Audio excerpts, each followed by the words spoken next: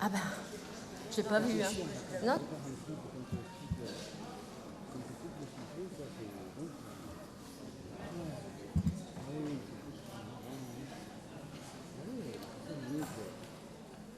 Monsieur Chaussat. Oui, Monsieur le Vice-président. La popularité des marchés de France n'est plus à démontrer. Elle a notamment été mise en avant récemment via le concours télévisuel du plus beau marché de France. Notre région a d'ailleurs été mise à l'honneur car le lauréat n'est autre que le marché de Montbrison. Mais il n'est pas le seul marché remarquable de notre territoire. Je pense notamment ici au marché de Châtillon-sur-Chalaronne et à ses halles médiévales. Un peu de chauvinisme indinois ne fait jamais de mal, vous en conviendrez, Monsieur le Vice-président. Notre mouvement, dont la volonté a toujours été de défendre les valeurs liées à la proximité, reste le grand défenseur des commerçants, sédentaires et non sédentaires, parce qu'ils jouent un rôle fondamental dans le renforcement du lien social, le développement économique local, le recours aux circuits courts.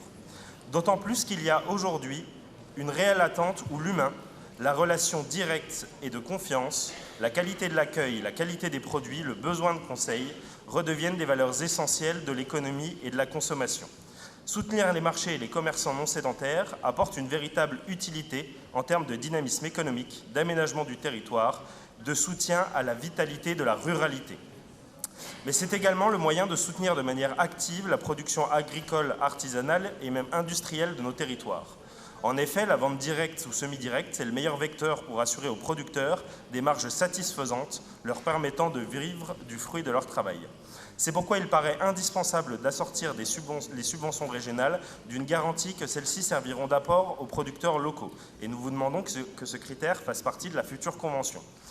Nous avons donc accueilli avec bienveillance ce rapport qui va dans le bon sens. Et nous allons voter en faveur de la délibération. Mais sans oublier d'être particulièrement vigilants à l'accueil que vous allez réserver aux amendements. Car en effet, comme à chaque fois, le rapport ne manque pas de faiblesses, parfois lourdes, et laisse même la porte ouverte à des dérives dangereuses. Nous ne sommes pas des lapins de 6 semaines. Et nous avons bien compris, je crois d'ailleurs que c'est le cas de tous les groupes d'opposition de cette Assemblée, qu'en plus d'un plan de soutien, ce que vous voulez mettre en place, c'est un plan de communication à la seule gloriole du président Wauquiez. Le président devrait cesser de faire de la politique comme un gérant d'agence de marketing. C'est cette attitude que les électeurs ont sanctionnée aux dernières élections européennes. Il devrait avoir l'humilité de changer. Et nous allons l'aider à prendre de la hauteur, nous allons l'aider à se hisser à la dimension de sa fonction. Nos marchés méritent mieux qu'une basse manœuvre politicienne et communicante. Basse manœuvre comme ce concours du plus beau marché de la région, par exemple. Une belle idée potentielle, il est vrai, mais nous savons qu'elle vise uniquement à donner à Monsieur le Président Wauquiez des lignes de crédit supplémentaires pour aller faire la tournée des commerçants régionaux aux frais du contribuable. Le rôle de notre collectivité n'est pas d'être un organisateur de concours de Miss, et le rôle du Président Wauquiez n'est pas d'être la Geneviève de Fontenay régionale, mais au contraire d'aider tous les marchés, notamment les plus petits, les plus modestes, à perdurer et à se développer. Car ces petits marchés sont bien souvent l'une des rares, si ce n'est la seule, activité qui anime encore certains de nos petits villages. Bref, comme souvent, ce rapport part d'une bonne intention. Mais à la lecture, on y découvre encore une fois la même entourloupe, la même méthode Wauquiez.